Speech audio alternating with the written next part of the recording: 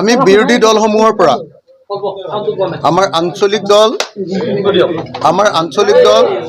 আৰু আমাৰ বামপন্থী দলসমূহৰ পৰা আমি ভূপেন দাক সাক্ষাৎ কৰিবলৈ মনোৰঞ্জন দাৰ মই আহিছোঁ।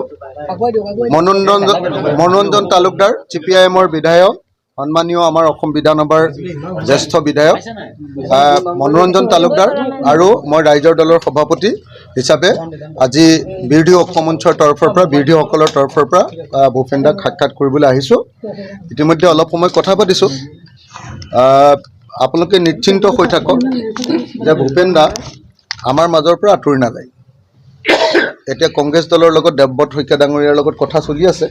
তেখেতক আমি একেলগতে দলৰ কথাবিলাক পাতিবৰ কাৰণে এৰি থৈ আহিছোঁ। তেওঁলোকে অলপ কথা পাতি লওক। কিন্তু যদি কিবা কাৰণত কংগ্ৰেছত যদি সংঘাতো হয় তথাপি যাব যে ভূপেন দা বিজেপিলৈ যাব, এনেকুৱা ধৰণৰ কথা কোনেও যাতে নোলায়। অমিত শ্বাহ উপস্থিতিত 20 তাৰিখে যোগদান কৰিব। মানে আজিৰ দিনটোত মই আপোনালোকক এটাই কথা ক'ব পাৰোঁ যে আমাৰ বিৰোধী দলসমূহে